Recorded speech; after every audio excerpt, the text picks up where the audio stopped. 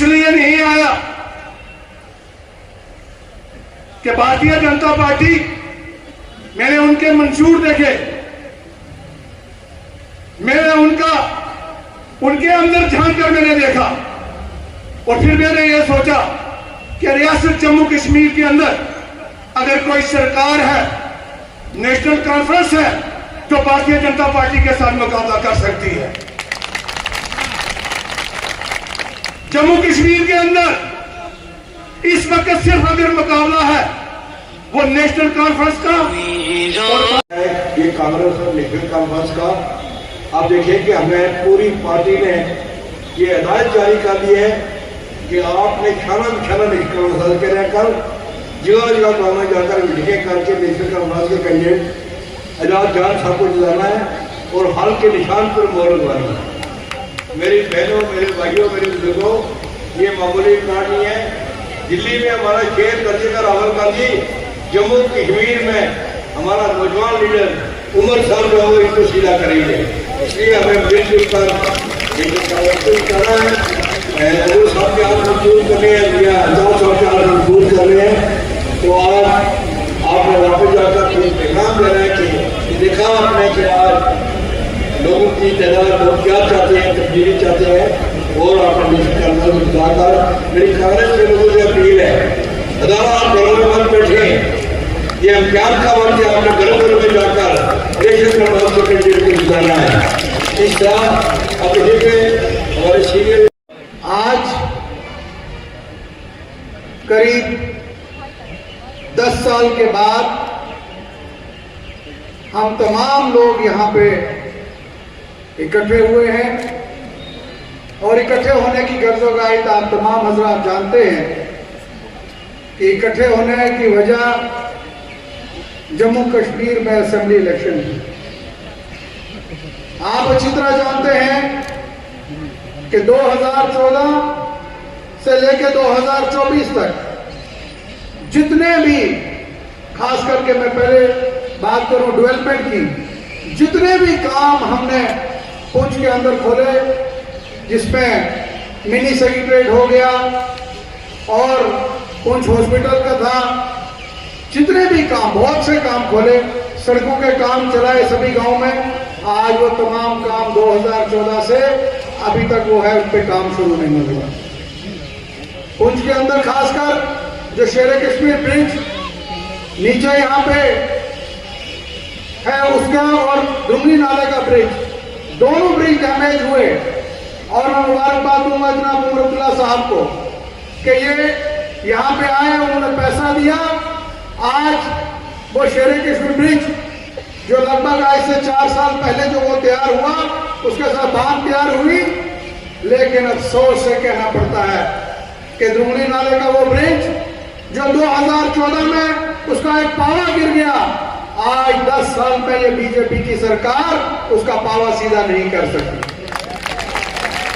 आज अगर बात करूं अपने नौजवान भाइयों की, अगर बात करूं अपने साथियों की, अगर बात करूं वो बच्चे जिन्होंने पिछले 10 साल से किताबों के आगे पढ़ के अपनी आंखें खराब कर दी, इस बीजेपी सरकार ने 10 साल से एक भी बच्चे को यहां मुलाजमत लेने नहीं दी। बीजेपी जो ताकत का इस्तेमाल करना चाहती है, जिस ताकत के साथ जम्मू कश्मीर को दबाना चाहती है, मैं आपको उमर साहब यकीन दिलाऊं कि बीजेपी कितनी भी कोशिश कर ले, पुंछ के अंदर वो एक भी नौजवान और बुजुर्ग को दबा नहीं सकती, जिसका नतीजा हम तो 8 तारीख को अपने रिजल्ट पर देंगे। हमने 10 सालों से बहुत मुश्किलात देखी और हैरानी की बात मैं आपको बताना चाहूंगा कि आज से 8 साल पहले इस सरकार ने एक बल्ब लाया, वो बल्ब लाया कि जनाब एलईडी बल्ब आप लगाइए। अगर कहा कि अगर आप एलईडी बल्ब लगाएंगे तो आपके घरों की जो है वो वोल्टेज जो कम यूज होगी, पावर कम यूज होगी, आपके बिल कम आएंगे। लग पड़ी एक दौड़, तमाम लोग हमारे यहाँ के चले बाजारों में खरीदे, कभी 100 रुपए के 3, कभी 200 रुपए के 3 लेके वो बल्ब घर घर में हमारे पुंछ के लोगों ने बल्ब लगाया। लेकिन बड़े अफसोस से कहना पड़ता है इस बीजेपी जमात को कि हमारे लोगों ने इनकी बात मानी अपने 100 वोट के 1000 वोट के बल्ब उतार के 10 वोट के बल्ब लगाए, और 1 महीने के बाद इस बीजेपी सरकार ने जो बिल हमारे वक्त 110 रुपए आता था, आज 550 रुपए बिल करके दिखाया। ये बीजेपी सरकार वो है जो दिखाती कुछ है, करती कुछ है। फिर इन्होंने दूसरा यहां पे लाया कि हम मुफ्त सिलेंडर आपको देंगे। यहां पूछ के अंदर बात करो तो तमाम हमारे गरीब लोग, बुजुर्ग साथी जितने थे, वो एक लाइन लगा के लाइन पे खड़े हो गए बेचारे कि जनाब सिलेंडर मिलेगा। सिलेंडर मिला जरूर, लेकिन जब वो सिलेंडर भरा के घर गए, 1 महीना पूरा हुआ, तो उसके बाद वो सिलेंडर 400 जो हमारी सरकार में था, आज 1100 1150 रुपए का सिलेंडर। 1 महीने में इन्होंने अपना वो मुफ्त वाले पैसे वसूल लिए। और ये मोदी साहब जो दिल्ली में बैठे हैं, पिछले 7 साल से, महीने से आपको एक सिलेंडर में वो मुफ्त सिलेंडर का इंटरेस्ट सूद लेके आपसे दिल्ली के जेब भर रहे हैं। वहां पे उमर अब्दुल्ला साहब ने दिल्ली में फैसला किया, जब वहां पे इन्होंने मीटिंग दी, जहां पे अलायंस की मीटिंग हुई, और कश्मीर के अंदर जब इन्होंने मैनिफेस्टो बनाया, उस मैनिफेस्टो में इन्होंने फैसला किया कि जितने भी हमारे लोग गरीब हैं, जो बिलो पॉवर्टी लाइन है, उनको हर महीने 1 सिलेंडर मुफ्त सिलेंडर घर पर दिया जाएगा। आखिरकार 10 साल के लंबे अरसे के बाद दोबारा इसी पार्क पे इसी तरह इलेक्शन के जलसे को खिताब करने का मुझे मौका हासिल हुआ है। 10 साल पहले भी इसी तरह, इसी जगह, यही उम्मीदवार लेके मैं यहाँ पे खड़ा था। उस वक्त भी मैंने वोट के आपसे गुजारिश की थी, उस वक्त मैंने उम्मीद की थी आपके वोट हमें हासिल होंगे, लेकिन उस वक्त माहौल कुछ अलग था, नाराजगियाँ कुछ और थी, माहौल आपका कुछ और था, और आपने फैसला जो है एक अलग फैसला किया। नेशनल कॉन्फ्रेंस को छोड़ के आपने कलम दवात के निशान पे उंगली डाली और उनको यहाँ से कामयाब किया, क्योंकि उस वक्त उनका एक ही नारा था, पीडीपी को जितवाओ और बीजेपी को बाहर रखो। जगह जगह इलेक्शन में वो यही कहते रहे कि बीजेपी को रोकने के लिए पीडीपी को जितवाना जरूरी है। आप लोगों ने पीडीपी को जितवाया, बहुत औरों ने पीडीपी को जितवाया, 28 सीटों में पीडीपी जीती, हम रह गए। और वो 28 के 28 एमएलए जो हैं इलेक्शन के फौरन बाद बीजेपी की गोद में जाके बैठ गए। वो कहते हैं लम्हों ने खता की, सदियों ने सजा पाई। 10 साल पहले जब मैं यहाँ खड़ा था एजाज जान साहब के लिए वोट मांगने के लिए, हमारी अपनी रियासत थी, लद्दाख हमारा हिस्सा था, हमारा अपना झंडा था, हमारा अपना आईन, अपनी शनाख्त, वजूद, पहचान, जमीन पे हक, दरिया पे हक, पहाड़ों पे हक, जंगलों पे हक। आज 10 साल के अरसे के बाद इनमें से कुछ भी हमारा नहीं रहा। न हमारी रियासत है, न लद्दाख हमारे साथ है, न हमारा झंडा है, न आईन है, न जमीन पे हक, न जंगल पे हक, न दरिया पे हक, न ये हवा पे। लेकिन इसके बरक्स वादे हमसे बहुत हुए। जब 370 को हटाने की बात आई तो जगह जगह बीजेपी और मरकज की हुकूमत ने पुंछ हवेली के लोगों को कहा ये 370 आपकी तरक्की में बहुत बड़ी रुकावट थी। इस 370 की बदौलत यहाँ बच्चे बेरोजगार रहे। कहा कि इस 370 की बदौलत यहाँ बच्चे स्कूल न जा सके। इस 370 की बदौलत यहाँ बंदूक आए। इस 370 की बदौलत यहाँ रोजगार नहीं आया। इस 370 की बदौलत पुंछ में फैक्ट्रियां नहीं खुली, पुंछ में टूरिज्म नहीं आया, पुंछ में बिजली का निजाम खराब रहा, पुंछ में सेहत और तालीम का निजाम रहा। बीजेपी ने कहा ये सब 370 की बदौलत, हम 370 हटाएंगे, सारा कुछ ठीक हो जाएगा। आज 370 हटाए हुए 5 साल हो गए। 5 साल के बाद आज मैं मजबूर होता हूँ पूछने पे पुंछ हवेली के लोगों से, खुदारा मुझे बताइए ना, इन 5 सालों में आपको क्या मिला? क्या हमारे बच्चों को रोजगार मिला? क्या कहीं डीजी साहब आए मौके पे भर्ती करने के लिए? क्या सरकारी नौकरियां लगी? क्या यहाँ पे टाटा बिरला साहब ने आके फैक्ट्रियां खोली? क्या टूरिज्म का कोई असर हुआ? अरे नाब, हम तो पता नहीं कितने सालों से सिर्फ ये कहते आए कि मुगल रोड के टनल का हमें प्रोजेक्ट बना के दे दो, उसमें भी एक डबल पैसे का काम अभी तक शुरू नहीं हो पाया। यहाँ जो हमारे गुजर बकरवाल भाइयों को फॉरेस्ट राइट एक्ट के तहत जंगलों पे अपना हकूक मिलना चाहिए था, क्या वो हकूक उनको मिला? क्या बिजली का निजाम बेहतर हुआ? क्या हमारे तालीम या सेहत का निजाम बेहतर हुआ? कहीं पे भी ये बीजेपी वाले मुझे खड़े होके कहे ना, हाँ इन 5 साल में हमने ये करके दिया लोगों के लिए, एक जगह भी नहीं, क्योंकि उनको हमारे लिए कोई हमदर्दी नहीं है, हमारे जज्बातों की कोई कदर नहीं है। मैं तो हैरान होता हूं, ये लोग जो आज बीजेपी के लिए वोट मांग रहे हैं, चाहे यहां पे या सुरनकोट में, ये किस मुंह से यहां से लोगों से वोट हासिल करने की कोशिश कर रहे हैं? मां सिवाय लोगों को तकसीम करने के इनका एजेंडा और है क्या?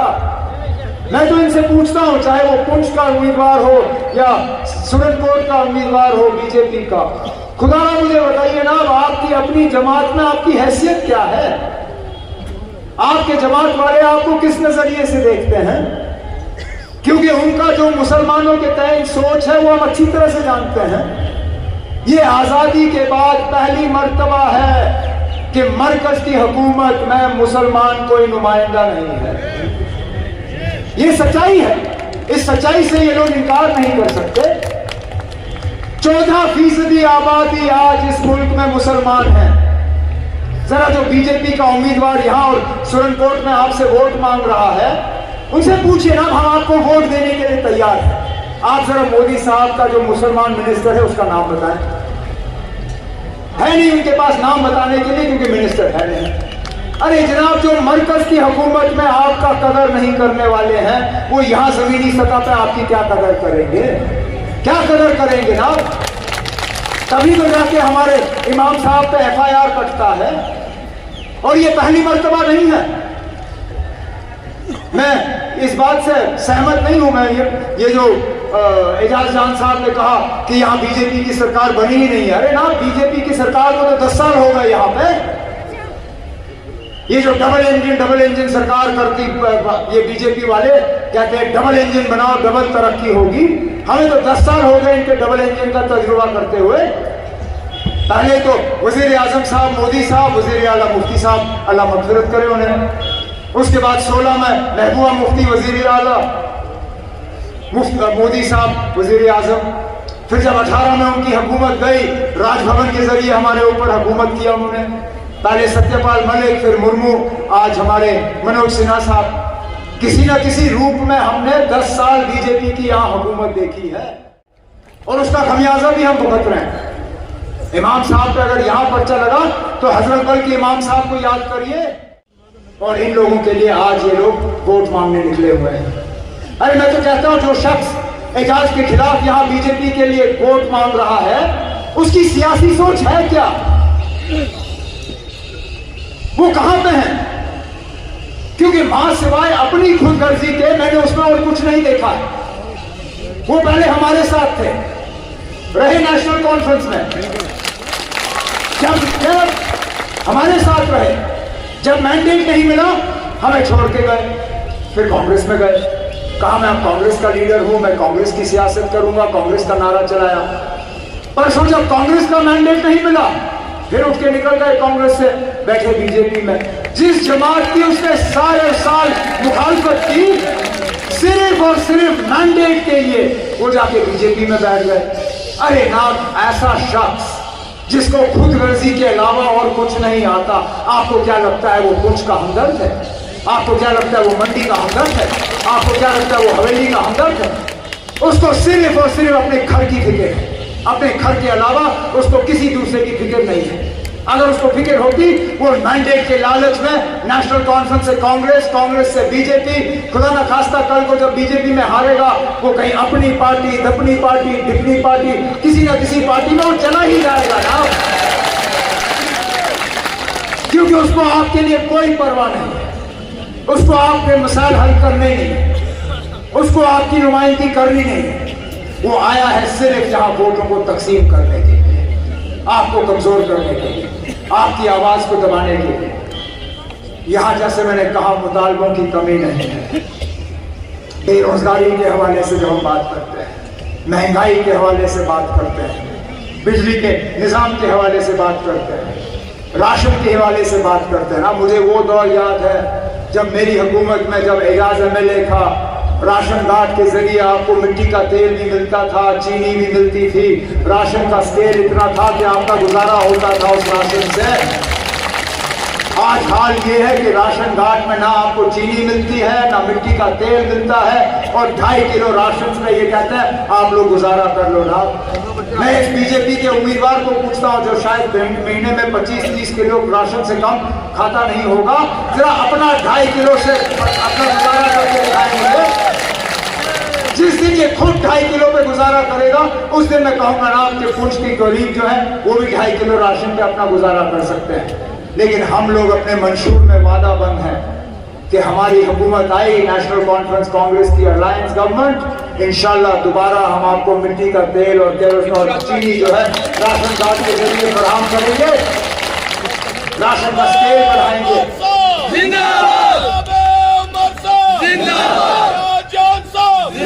जिन दरियाओं की मैंने बात की, एक वक्त ऐसा था जब यहाँ से रेत निकालने का हक आपको था, जब यहाँ से पत्थर निकालने का हक आपको था। यहाँ रेत का ट्रक जब मकान बनाना होता था, आप 2,500 में ये रेत का ट्रक खरीदते थे। इन लोगों ने वो ठेके भी आपसे छीने। अब बाहर से ठेकेदार आता है दरिया से रेत निकालने के लिए, बाहर से ठेकेदार आता है दरिया से पत्थर निकालने के लिए, मजदूर भी वो बाहर से लाते हैं। हमें यहाँ मजदूरी के लायक भी नहीं रखा, और आज रेत का ट्रक जो है हमें 16,000 17,000 में मिले तो बड़ी बात है। हम वादा बंद हैं कि हमारी हुकूमत आई तो हम फौरी तौर यहाँ के बच्चियों को स्कूल के लेवल से यूनिवर्सिटी तक मुफ्त तालीम फराहम करना शुरू करेंगे, ताकि ये फिर रोजगार हासिल करने के लायक हों। हम पहले महीनों के अंदर अंदर कम से कम यहाँ 1 लाख सरकारी मुलाजिम लगाने का काम करेंगे। हम दूर दराज इलाकों में दोबारा DG को भेजना शुरू करेंगे, वहां कैंप लगेगा, कद बराबर छाती बराबर, DG साहब मौके पर दस्तखत करके आपको वहां पुलिस में दाखिल करेगा। ये हमारा वादा है। आप लोग, मेरे जो साथी सिख कम्युनिटी से ताल्लुक रखते हैं, इनकी 2 डिमांडें हैं। एक तो ना स्कूलों में जहां इनके बच्चे पढ़ते हैं वहां पंजाबी जबान सिखाई जानी चाहिए, और दूसरा इनके लिए माइनॉरिटी कमीशन बनना चाहिए ताकि माइनॉरिटी इनको स्टेटस मिले। हमने अपने मंशूर में इनसे वादा किया है कि इंशाल्लाह इनके बच्चों को हम स्कूलों में पंजाबी सिखाने का काम करेंगे, और इंशाल्लाह एक माइनॉरिटी कमीशन कायम करेंगे ताकि माइनॉरिटी के लिहाज से जो आपके हकूक हैं, जो आपके हक हैं, वो आपको मिले। लेकिन मैं फिर इस बात पे आता हूँ ना, ये कमल के फूल वाले जो हैं ये सिर्फ और सिर्फ हमें तकसीम करने के लिए निकले हुए हैं। आपसे यही गुजारिश करूंगा कि आप मेरी तमाम बातों पर गौर करें।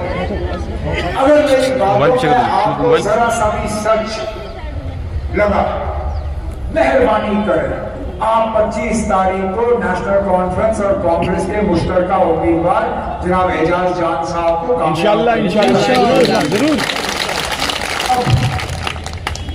मैं जानता हूं आप में से कई सारे ऐसे हमारे साथी हैं जो यहाँ पे मियां अल्ताफ साहब का दीदार करने के लिए यहाँ जमा हुए थे।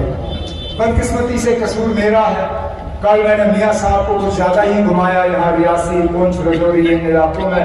उनकी तबीयत आज थोड़ी नासाज हुई, लेकिन मैं इतना आपको यकीन जरूर दिलाता हूँ कि 25 तारीख को आप वोट एजाज को दें। इंशाल्लाह 8 अक्टूबर को ये यहाँ से कामयाब होकर जाएंगे इंशाल्लाह। साहब और मैं यहाँ आके आपका यहाँ से शुक्रिया करेंगे, और इंशाल्लाह उस वक्त आप